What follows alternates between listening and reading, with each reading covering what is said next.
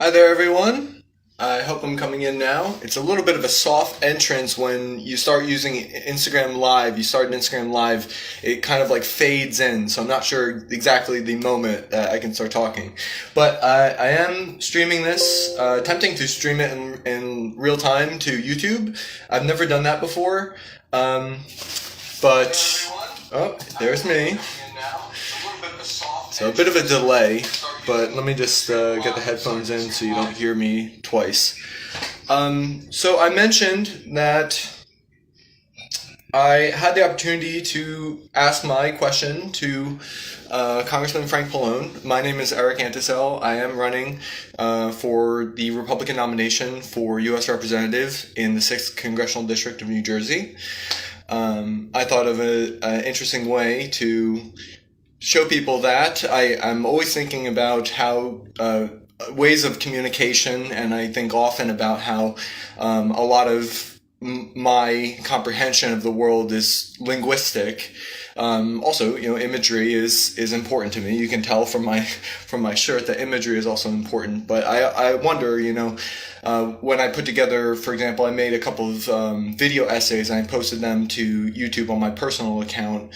And I uploaded one directly to, it's 7 minutes, 42 seconds long. I put it on Twitter. Bernie Sanders is tagged in it if you need to find it. I think on Twitter you can look media and you can see the video that I made. So I'm always wondering, how do I make this accessible to somebody who's, for example, hard of hearing or doesn't speak English as a first language or is blind? The audio description, to me, I think it's really worth putting in time to get those translations, if you will, correct and as accurate as possible. So, oh, yes, I thought of a way to say, yes, I'm Eric Antisell. I am running against Frank Pallone in the 6th Congressional District. I thought that was kind of neat. So, yes, this is being uploaded to YouTube, and I'm unfortunately, if you're watching on YouTube, I cannot see your comments on YouTube. I can only see the comments on Instagram Live. So if you have an Instagram account, or if you just want to make an Instagram account right now, I'm going to talk for at least 30 minutes before I decide to call it quits. This is really an opportunity to hear from you. I don't have a campaign website. I want to just, this is how I think about things, and I want you to tell me your positions, So I'm not, that's also because I'm not very good at these issues of the internet. I'm old school and I like talking to people. So really what these are supposed to do is be a forum to speak with people. And I know that at first it's going to be really slow going, but I invite you, please. And if you don't feel like sending a comment or a question live on an Instagram Live, please, by all means, tweet at me and I will acknowledge if I read it. And I'll let you know, oh, this is something I have to think about. I'll get back to you. What I won't do is just ignore you and claim that, oh, maybe I was busy that day. I'm a real popular person, so I got other things that I'm looking at on my computer screen. I'm not that kind of person. So also I set my direct messages on Twitter. If you send me a direct message and I read it, you will see a receipt that I've read it. So back to a couple days ago, I spoke with Frank Pallone, and luckily I had this camera phone that I'm very happy with, and it's not an iPhone. I don't think you need that crap. That's way too. The only thing for these cheap phones, I don't understand why I can't use the front camera and the rear camera at the same time. So if any smart programmers are out there, and I know very few of them work at Instagram, I'm sorry to be insulting, but I can't do this.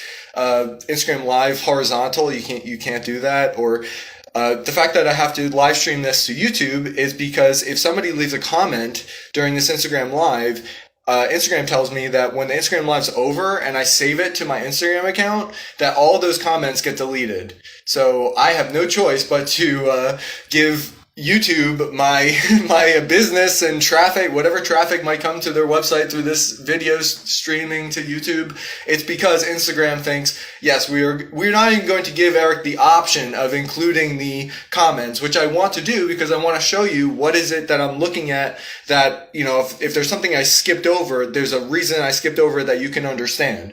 So otherwise, if I wasn't streaming this to YouTube, I'd have to read even the most vile things that somebody wrote, and they're just trying to get it to come out of my mouth so they could put it on a campaign attack ad. So again, any program technology people out there, I just want a simple change to my phone. I want to be able to use the front and the rear camera at the same time, because I did get to speak with Frank Pallone, and I have the video, 2 videos actually, relevant to my question. And I wish I could have had me in the shot and him in the shot. I don't understand why not, because we have a camera on the front and the back. But anyway, he did answer my question, and the reason that I haven't shared what he told me is because it's a very revealing answer that I don't think he realizes is so revealing. Because the question that I asked him on his Facebook Live's comment section in December 2020. I asked multiple times, and he eventually addressed me in his, I think it was December 31st, 2021 Facebook Live. He said, Eric in New Brunswick says that, heroin, fentanyl overdoses is a major public health issue, and I agree with Eric. And these are some of the things I'm doing, and I know that Eric is concerned about AIDS transmission, so I have a needle exchange program in place. And if you read my question, I'm not asking about needle exchanges. I'm talking about, I asked very specifically, the state of New York New York City wants to install or establish supervised injection sites for people who would otherwise be using heroin on the street corner or in a back alley or in a trap house. It's a facility where medical professionals are trained to keep people from dying, and they have the tools to measure the quality of the drug and also the quantity of the various things that are in the drug. So if you just have a fentanyl test strip, like when I was living in Portland, Oregon, I would carry in my jacket, I would have 3 plastic pouches of test strips. And I spoke with one person, a constituent of Earl Blumenauer's in the 3rd Congressional District of Oregon. And this person was collecting aluminum cans in a big garbage bag over his back, because in Oregon you can trade in aluminum and plastic for like 5 cents per unit. So he was collecting cans, and I said, frankly, I started speaking to him, and I was like, I can't believe that someone so stunningly gorgeous as you is collecting cans. Like, what's going on? And we started talking, and he said, like, I am addicted to heroin and I live at a trap house. And I said, okay, well, please take this fentanyl strip, and don't take whatever you're going to take if it has fentanyl in it. And he told me, I like fentanyl. He likes fentanyl, this person that I was speaking with. So I said, oh man, well then I don't want to give you this test strip, because if you like fentanyl, then you're going to take that instead of the other one that doesn't have fentanyl in it, and you could die of a fentanyl overdose. Well, I didn't know that, like, really the better thing to say in that situation was, here, take the test strip. I know it doesn't tell you what is the concentration of fentanyl in here, and I know that you have no idea what is a fatal dose of fentanyl, which is like 50 times stronger than heroin. So it's very hard to measure, because so little could do so much. So I wish I would have had the knowledge to say, take this differently if it has fentanyl in it. Be very, very careful if this has fentanyl in it, because if you don't have a test strip, then you find out after injection that, oh my gosh, it has fentanyl in it, it's stronger. So Earl Blumenauer does not talk about the fact that this person had to do this on a street. This person has to do this in a trap house. This person may be dead. Earl Blumenauer's constituent may have died I spoke with him in spring of 2019, this young man who was living in a trap house and was trying to get money from me. And I said, I'm not going to give you money because you are going to use it on heroin. That might kill you. Earl Blumenauer had a, quote, community forum at the end of March. I think it was March 25th of 2019. And you can do an advanced Twitter search, Community Forum, Earl Blumenauer, March 1st to March 31st, 2019. So this community forum, I've tweeted about it. He says, at the community forum tonight, we are going to be discussing the high costs of prescription drugs. And there is no time listed for when the community forum will happen. And there is no location for when the community forum will happen. I only knew that the community forum was happening because I had called his office earlier that week, and I was planning to run for the Republican nomination in the 3rd Congressional District of Oregon in the 2020 election. So it was early 2019. And besides, I still care, regardless of if I'm a candidate, like I still want to pursue these issues. I wish somebody else would, so I wouldn't have to, but I don't know. I just think that I do have something to offer besides just this one issue that I got to ask Frank Pallone about finally. But I had gotten the chance to ask Earl Blumenauer about this in March of 2019. And I asked essentially the same question that I asked to Frank Pallone, which is, will you amend the Controlled Substances Act to exempt states who wish to utilize said exemption in state licensed clinics? And Earl Blumenauer, I said, Earl Blumenauer, I'm asking you this question. He's on stage. I'm asking you this question. Will you answer my question? And he says, not now. How many constituents have died because you have never answered that question, Earl Blumenauer? Now, at the St. Patrick's Day parade in South Amboy, New Jersey, yesterday, or Sunday, I had a chance to speak with Frank Pallone. And I said, Frank Pallone, will you... At first it was off the record, and then I finally got the opportunity to take out my phone and start recording. So I got the end of it, and he did hear my question, and I'll tell you how he answered it. But when I was telling him about this, I said, you know, these states who want to set up state licensed clinics, for example, Oregon has just set the framework to open psilocybin services centers. So psilocybin is one of the two main psychoactive substances in magic mushrooms, and the state of Oregon, in the same way that the state of Oregon is in violation of the Federal Controlled Substances Act that says marijuana is prohibited across all 50 states and territories, even medical marijuana. So at first they broke it with medical marijuana after California, one of the states after California was the first. And then they have recreational marijuana. Either one is equally illegal. As terrible as that sounds, it's true. It's just as illegal to provide somebody who's got very serious side effects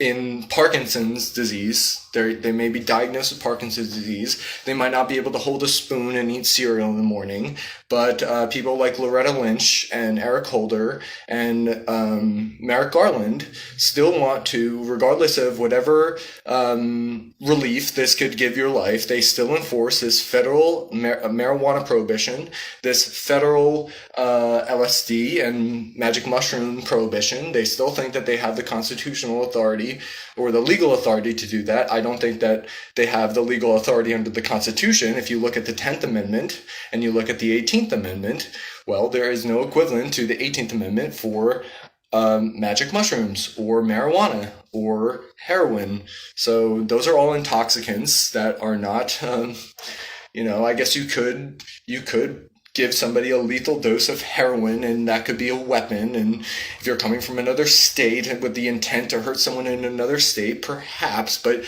you can also force feed somebody alcohol to death and give them alcohol poisoning and die. So I've talked to a lot of people about this, and I'm very kind of a frank kind of guy, and I just say, like, people die in foreign wars to protect freedom, and they come home to the United States, and they can get blackout drunk in all 50 states on Trump vodka, but they cannot go to a group event at the at any VA hospital and utilize marijuana, because marijuana is federally illegal, and the VA hospitals are federal agency, federal organizations. So you can't even get medical marijuana to help you sleep at night. Some people have that effect when they take marijuana, it makes them sleep, and some people it's the opposite, and it is very much it raises your amount of energy for some people. So anyway, Earl Blumenauer was standing on stage, and by the way, he started off this community forum saying, "Yes, I have a date to hang out with my 6-year-old grandson." So all the people, there were only 30 people in attendance. I don't know how these people found out, but the 30 people who were there that had something to say got the microphone, and they said something, and I was waiting for a response from Earl Blumenauer. And there was a young lady before me who asked a question who was waiting for a response from Earl Blumenauer. And Earl Blumenauer could have taken, let's just say 10 additional minutes, 10 minutes out of his budgeted time for playing with his 6-year-old grandson to answer my question of life or death significance to a person in a position of authority to empower, to introduce a bill that would save the lives of people. But he's too busy going to wherever his grandson lives in Portland and playing with his 6-year-old grandson. So this was something that I really wanted to say to the people of the Portland metro area and say, he does not want to be a U.S. representative. He wants to play with his 6-year-old grandson. If I was that representative, I would have been on that stage for 5 or 6 hours, however long it took, to answer as fully as possible any person's question, particularly one that affects the state of Oregon, which he has represented since the 1990s. And all of those people who are training and going to work in these psilocybin services centers, all of those people are subject to federal prosecution. And that's happened before with medical marijuana facilities and other marijuana facilities. So all of those people are at risk. You are setting a chilling effect across the country. Anybody who might look at, there is this one great clinic in Portland, Oregon, and they have a excellent success rate of curing people of depression and anxiety, life-threatening depression and anxiety. Well, we are not going to see that anywhere else, because people like Earl Blumenauer, who had the opportunity years ago to start talking about this, doesn't want to talk about it because he doesn't want the Democrats to be seen as, oh, we are the drug party.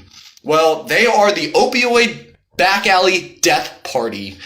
Earl Blumenauer and Frank Opioid Back Alley Death Pallone.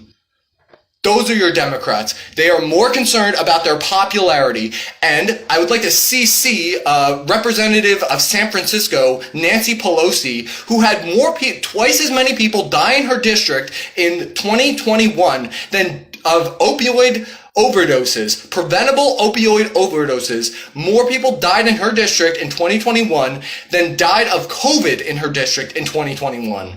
Twice as many people.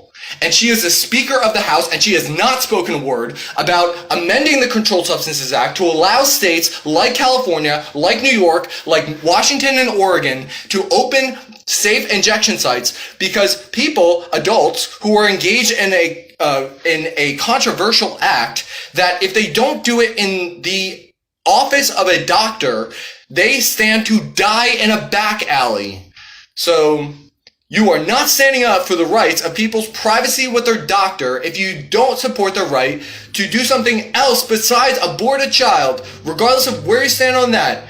If you stand on the side of choice and bodily autonomy, let's say, for the pregnant mom who does not want to bear the child, you need to support freedom to use drugs, especially in licensed facilities like Oregon's psilocybin services centers, like the proposed, also in Massachusetts. I remember in 2019 this came up. And Earl Blumenauer, again, does something absolutely, totally unacceptable and offensive. He posts a picture of himself with Chris Evans, who plays Captain America.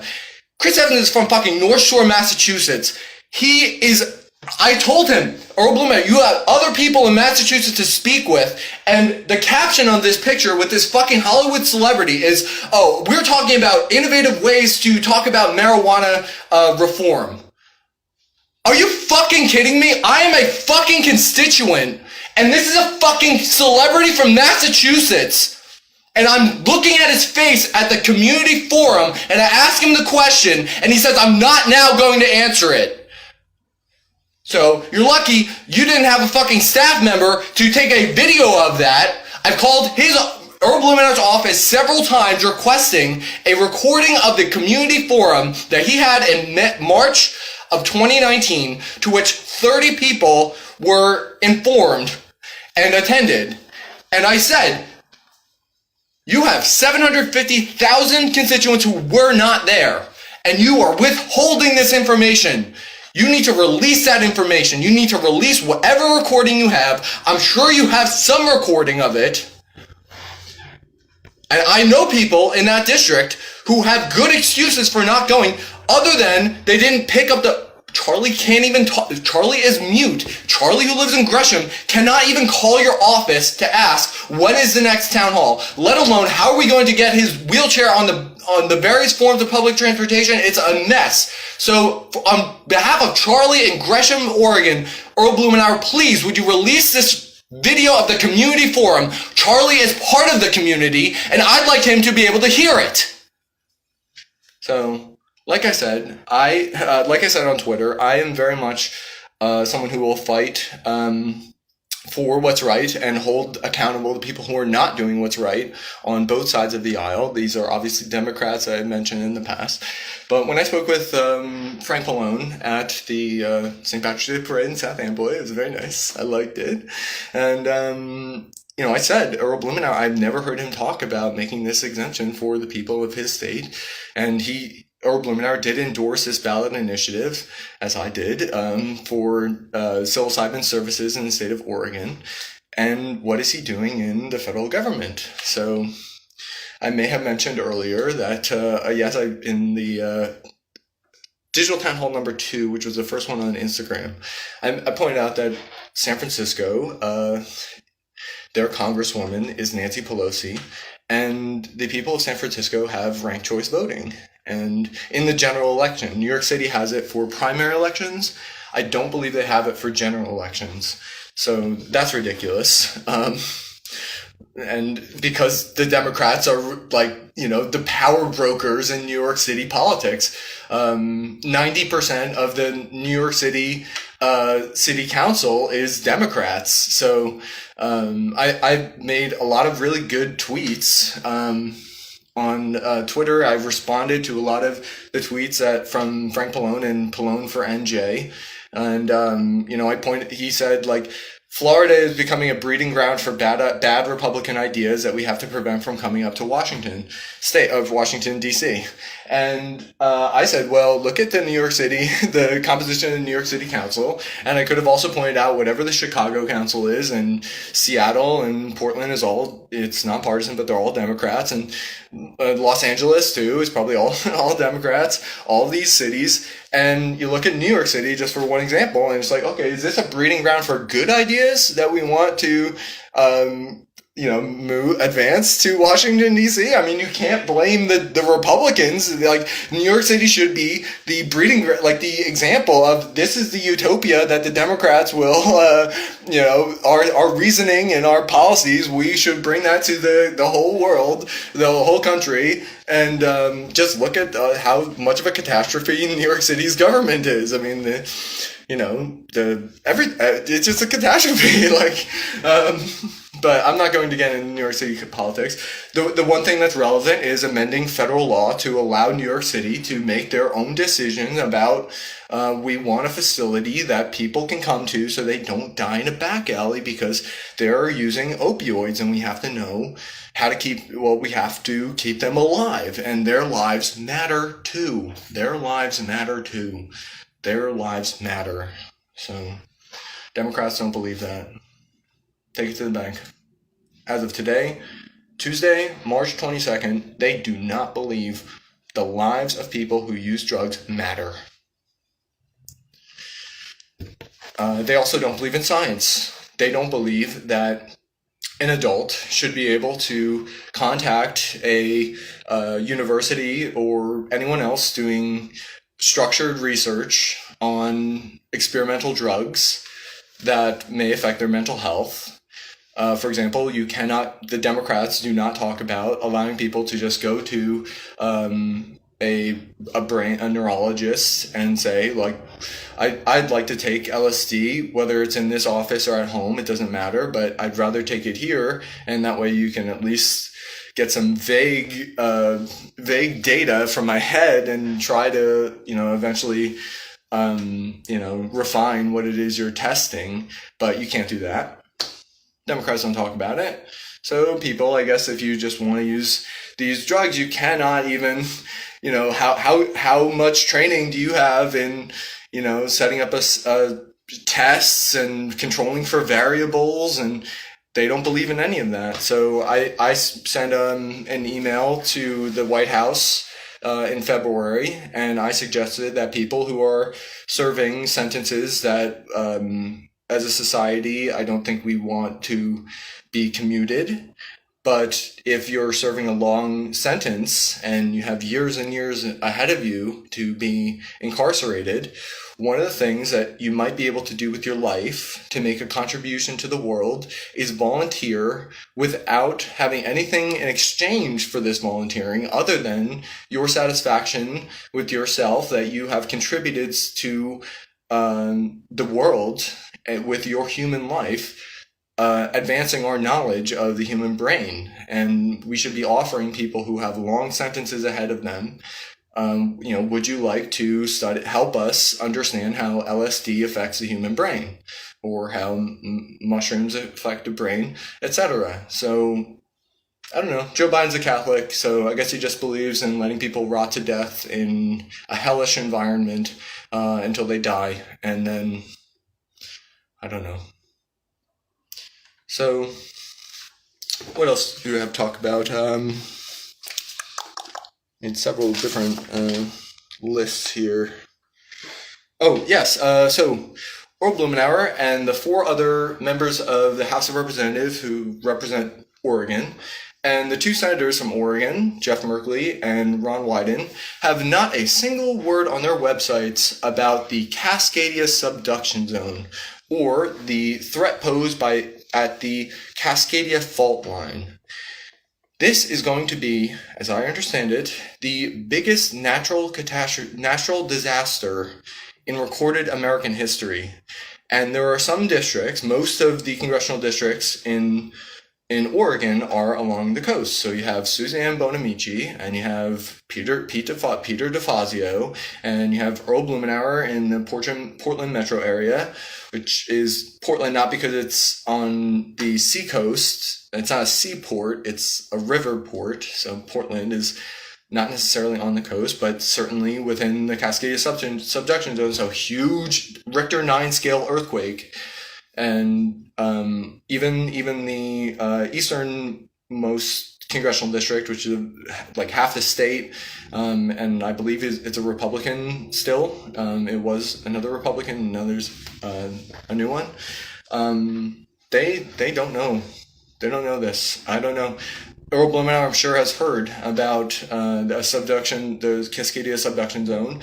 And I first found out about it because I was on a train. I was trying to figure out where to live because the housing was just impossible for various reasons in Los Angeles and Orange County. And we can talk about that, especially during Autism Awareness Month. But yeah, so I was looking for a place to live, and I really, for many reasons, wanted to live in Orange County, California. Tina, the dog. I wanted to find a place. And by the way, just a little aside, if you are a landlord and you're an animal lover, why don't you contact the Humane Society and the dog shelter, the adoption shelters, and why don't you say, put this sign up and say, if you are a good person who will be paired with an animal who needs to be adopted, call this number. I will give you priority to rent my property to you. That would be so, so great. And I would not have moved to Oregon if somebody had done that, because I would have been happy as a clam with I would have named her Ioka Rosemary Rose, the black 40-pound female German Shepherd from the Orange County German Shepherd Society. So, because I couldn't do that, the shitty humans made me move to another state, because I couldn't move to I couldn't move to a cheap state to live in, like, I don't know, because federal marijuana prohibition bullies all these states into, how long did it take for the state of New York to get it? So I moved to Oregon, which is significantly cheaper than Southern California. So I eventually found a place well, first I didn't know if I was going to live in Portland, Oregon, which has recreational marijuana, so you can walk into a store, even if you have a social interaction problem in today's world, like I do, that prevents you from doing a lot of things, including scoring drugs on the black market, because I always come off as a narc, always. And so I can't do that. I can't move to a place where I'd have to get a connection. I don't know how to do that. So I had to move to Oregon. I'm honestly sorry for burdening the people of Oregon with my living there. And I was a fish out of water. And many, many stories. And I did not feel like a fish out of water the first time I visited Portland, which was in late May of 2016. There was a serious identity crisis during the Trump years there. And I visited New York City recently. I used to live there in 2016. And I think there's an identity crisis there too. And I think probably COVID increased that. And I just don't want to live in New York City anymore. I mean, there's some situation I could imagine, like, just you have the opportunity to have these particular roommates, and their house happens to be somewhere in New York City. I want to live with those roommates on Mars. So, but it's just, I think it's really sad. And I don't think Biden realizes how big of a task he was assigning himself when he said that he's going to save the soul of America. Well, he has not made progress on that. I mean, maybe he's stopped the active hemorrhaging. Every other day we turn on the news and it's just something like that's absolutely disgraceful coming from President Trump. But that's really, really not enough. And I have plenty of evidence to demonstrate that we are not going to remain the number one economy of the world. Attention, Joseph Robinette Biden Jr. We are not going to remain the number one economy in the world. Just because you say that by having these renovated roads and bridges and seaports that we are going to compete against China. I saw the tweet earlier today. It's not going to happen, because all these people are educated the way that frankly, even Frank Pallone is educated. And you'll hear in the second video that I took where I asked him, do you understand why I see an incongruence between your position on right to abortion and you don't speak on behalf of your right to see a doctor and be in private with that doctor and do something that involves your bodily autonomy in such a way that you will not die thanks to the help of the doctor, who we are not going to incriminate, certainly not force the states to incriminate that doctor. So, I don't have a law degree. He has a law degree, as does Earl Blumenauer have a law degree, but they also have an ego problem, and they're concerned about what their Wikipedia page is going to look like in 20 years. So, I don't have that problem, and I'm very thankful for that. I think my life is much better.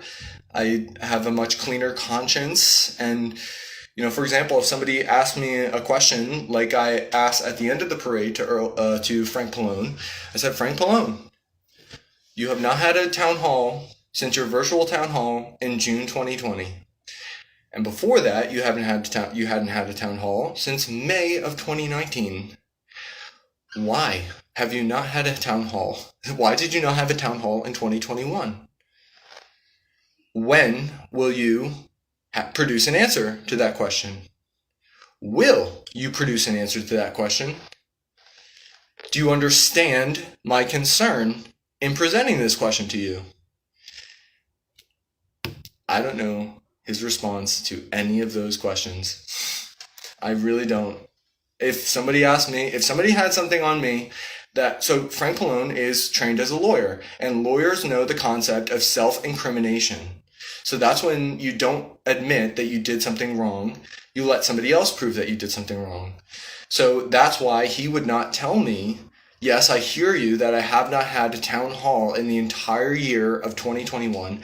In other words, I have not had a town hall since being inaugurated, since after the last election in November 2020. I've not had a town hall in this term that I've been elected to.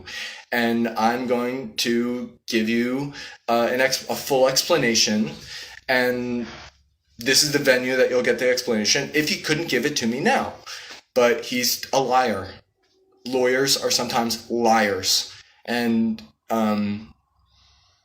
he is in a position where he has a responsibility to tell the truth, and he should not be concerned about not incriminating himself in a way that's going to result in a political consequence, namely for his reelection and for also the Democrats that are represented by Congresswoman Nancy Pelosi, who is Speaker of the House.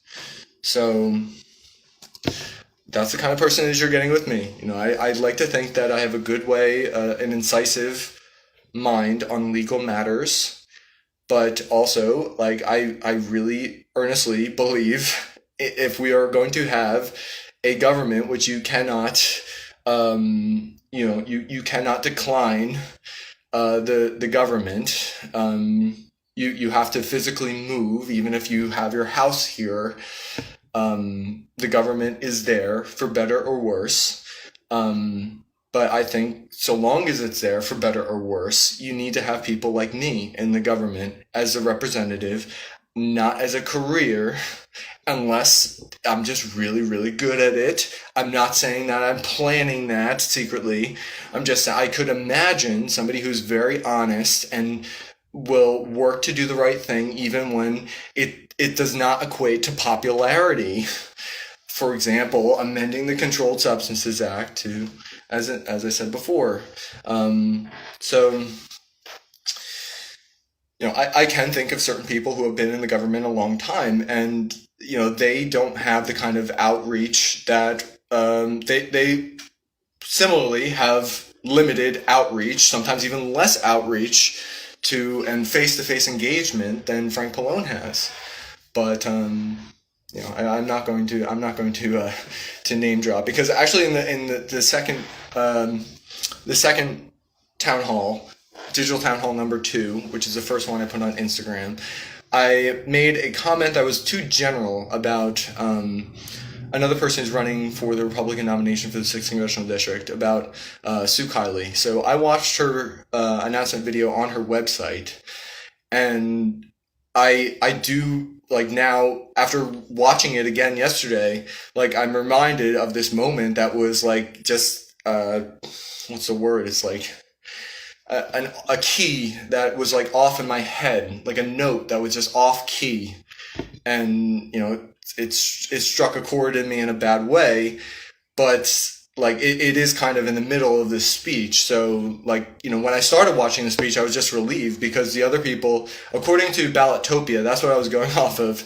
There's a guy named Tom Toomey running, and there's a guy named Greg Melee running. And Tom Toomey is not a serious would not be a serious U.S. representative, in my opinion, with all due respect. And I'd love to speak with him if he thinks that I should retract that, but I don't retract that. I've read his tweets, and also Greg Melee is not doing anything. I think he's just putting his name in the hat because he does have a day job that maybe it would benefit him. Maybe he would get a few additional clients that he wouldn't otherwise get.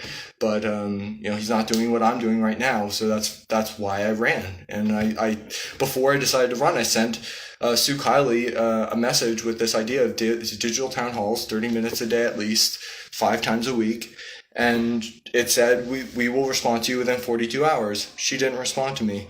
This is before I had a logo or a campaign Twitter or campaign Instagram. And it said, we'll get back to you in 42 hours. And I understand that it was, more characters and, more text than most people send through that channel. And I sent it on a Saturday, but, I wish I knew the exact date, but, it didn't come. It was, it was like 2 weeks ago and she hasn't sent it. So my way of approaching things like this, when you get a good idea from someone else, sometimes you have to say, like, okay, I'm thinking about, I know I said I would get back to you in 48 hours. But this is a little bit more to think about. So we will get back to you, within the week, and if somebody gives me a good idea, I'm not going to sit on it for months and months and months. Like, I've called some congressional offices of people that I think if I'm elected I will be an ally for these 2 particular representatives. And I don't know why, I do not know why Representative Chris Smith has not found and shared a motion picture video of an ultrasound of an abortion. I don't know why. And I sent it to him in October, and maybe it just maybe it never made it to his particular smartphone to read it. Maybe somebody who works for Chris Smith is not very mature and not very courageous and not very creative of a thinker to submit this to Chris Smith. And there are over 600,000 abortions committed in the United States annually, carried out, depending on your perspective right now. But October to November, December, January, February, March. So over 400,000 people have been killed in abortion clinics. And I don't know what the explanation is. So, Mr. Smith, Representative Smith, I'd like an explanation. I'd like to know, did you read my emails? And I know that, the second email that I sent had some information that may have made you, as a Catholic, uncomfortable because it involves sodomy and foreskin. But did you read that? Did someone send that to you? So, going back to what I asked Frank Pallone. So I pointed out to him there are various states and his colleagues that he knows of, Earl Blumenauer, has apparently not even talked to Frank Pallone. And Frank Pallone is the chairperson of the health committee, the committee that deals with health issues. So I guess Earl Blumenauer has not even talked to Frank Pallone about this. So I would like an explanation about that, and it could come from Earl Blumenauer, and it could come from Frank Pallone. It could come from both of them, and I'd like to know if Earl Blumenauer has spoken with Speaker Pelosi about this, because the opioid back alley death capital of the United States is San Francisco, California. And there are other places that are very severely impacted by this. Kensington, Philadelphia. I almost lived there. Another story about people judging a book by its cover. We'll just say that. So, yes. So I sent this question to him in December, and like I said before, in his Facebook Live on December 31st, he said, "I agree with Eric." And he indicated that someone on his staff read my public comments on the Facebook Live. from the several Facebook Lives from December. Someone on his staff said there's this guy named Eric and he has this question about opioids, and he uses the word AIDS because I draw a very easy to recognize analogy between how the Democrats do not talk about real solution for saving the lives of people who use heroin and other, but heroin. Let's just keep on heroin. So they don't want to say if an adult is using heroin, that adult should be able to do so in a medical facility, and the government will recognize the legality of that. Even though what happens in here you might find controversial, it is going to keep these human beings alive. And the Democrats do not talk about keeping human beings alive who belong to a marginalized group that are highly stigmatized, just like in the 1980s and 1990s, even more so than today. Gay men were stigmatized, and when this disease, AIDS, HIV and AIDS, came along, and at the height of the AIDS, so transmitted often, but not limited to, gay anal sex, unprotected gay anal sex, and sometimes it's hard to protect in anal sex with a regular condom. So the Republicans don't want to talk about AIDS in the 1980s and 1990s because this is transmitted mostly through a yucky activity that adults are doing that we don't want to talk to our base voters about. We'd rather have them die of AIDS than even talk about what could we do to be investing in something that will treat or cure this. So the Democrats are doing exactly what the Republicans did because they don't want to stick their neck out for an everyday person who's being judged unfairly and their life is at risk because of it. So Frank Pallone started talking about, he said, Eric is concerned about AIDS transmission, so I have this needle exchange program. So that indicates to me someone on his staff saw my question about supervised injection sites in New York City, in the state of New York. And I don't know if they told Frank Pallone. I don't know if they have the training in civics education to realize how it is to present this. I don't know why they didn't just present it word for word. And like I said before, Frank Pallone is a lawyer, and lawyers lie. Okay, some lawyers are honest. I have Honest Abe Lincoln Esquire, but lawyers do lie. They figure out how to lie, and people like me, less often than the average person, don't fall for it. So I think there's a good chance that Frank Pallone himself read my comment. Will you amend the Controlled Substances Act to allow for supervised injection sites in the state of New York and anywhere else that wants it, or will you ignore this because, like the Republicans did the AIDS crisis, because it involves adults engaged in a taboo activity? So he himself probably looked at that and probably thought, Eric is probably not as smart as I am. So that was December, and then I called his office in February, and on February 15th, I spoke with a staffer there.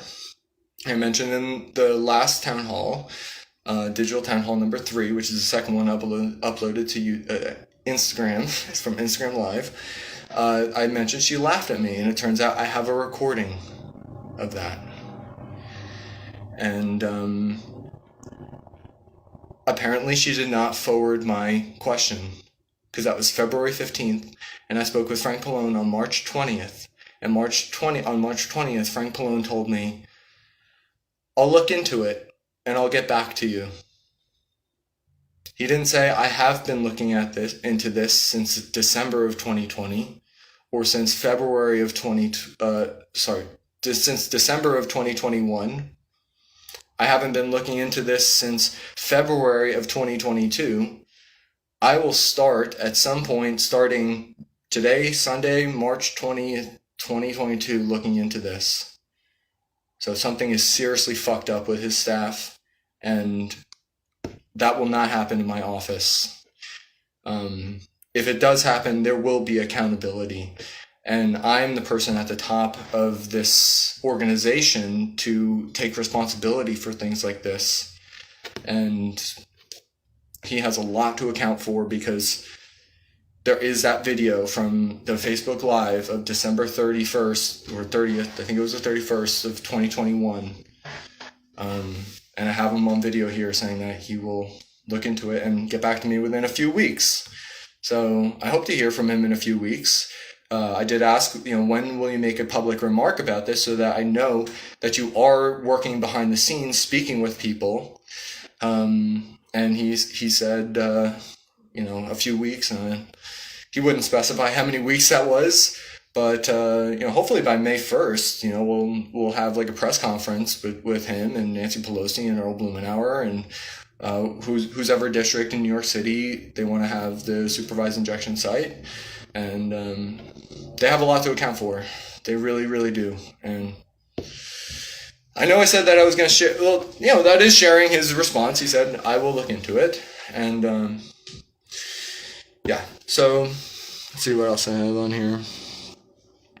Yeah. So on my Twitter, in my Twitter bio, I say that I will hold to account both sides, and I really mean that. And there's something very serious going on with the most recent GOP nominee for president, Donald Trump, on donaldjtrump.com.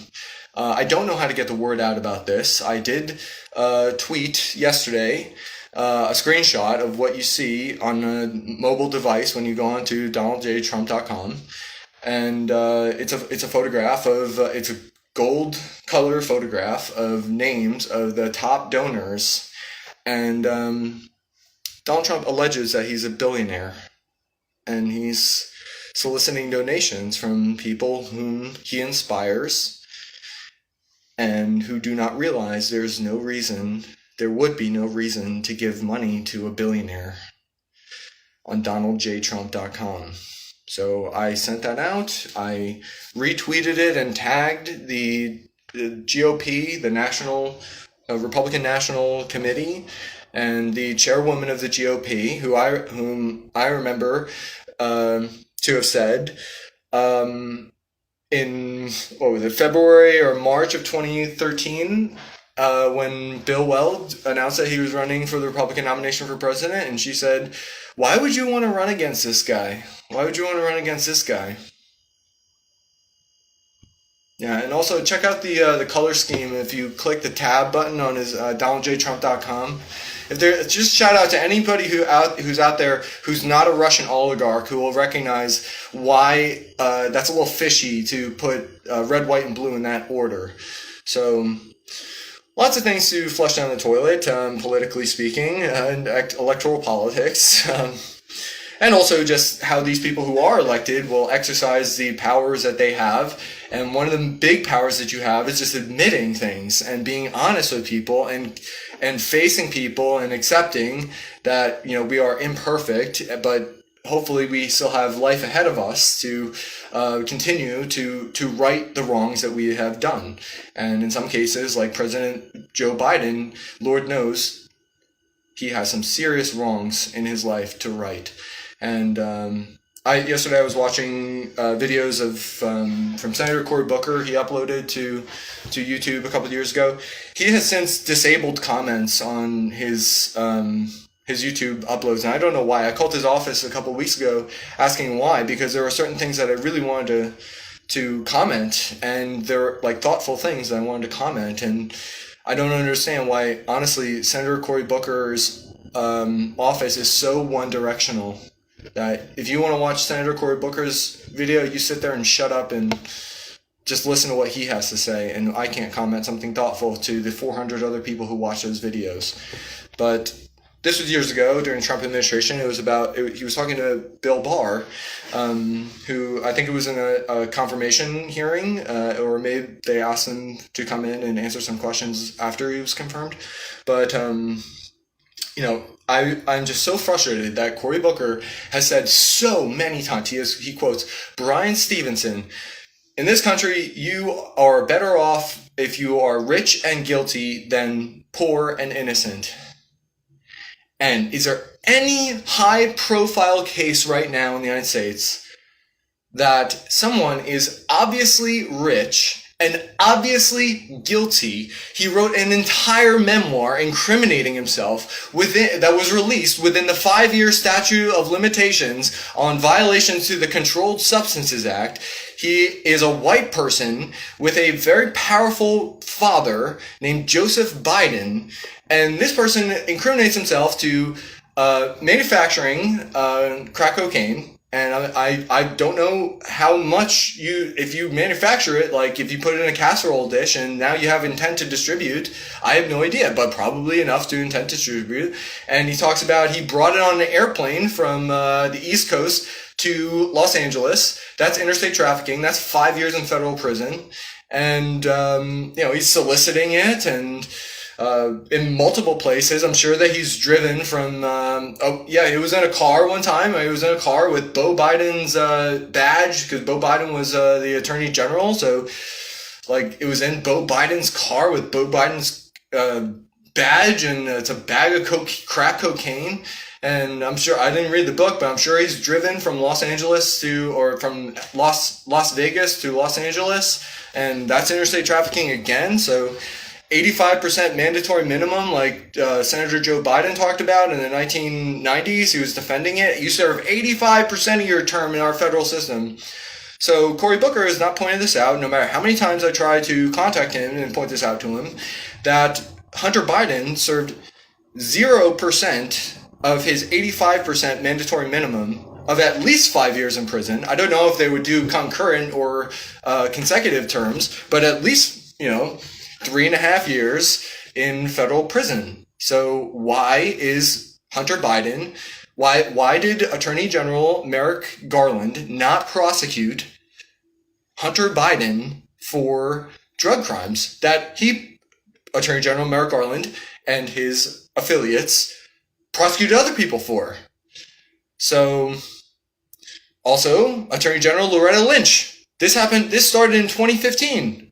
And the Secret Service certainly knew that Hunter Biden was using crack cocaine, and everybody knew. Joe Biden knew, Obama knew, and he has a pen and he has a phone, and he could jot down some notes, and he can pick up his phone and dial Attorney General Loretta Lynch and say, hey, there's this high-profile white rich guy who's getting off the hook. Meanwhile, all these other people, mostly black people, mostly other minorities, using crack cocaine, and they're getting sent to prison for decades and decades. So haven't heard a word out of Cory Booker, and I believe it's because Cory Booker is a, quote, Democrat, unquote, and Joe Biden is a, quote, Democrat, unquote. So when human liberty is on the line, we don't want to not be team players. So I think it's disgusting, and I think that Cory Booker has some answering to do, with all due respect to him, because he is honestly my favorite U.S. senator. He's really good, and I like the two senators from Utah a whole lot. And I think one should give a new shot at running. One should give a shot at running for president who's not tried to run for president before. Just saying.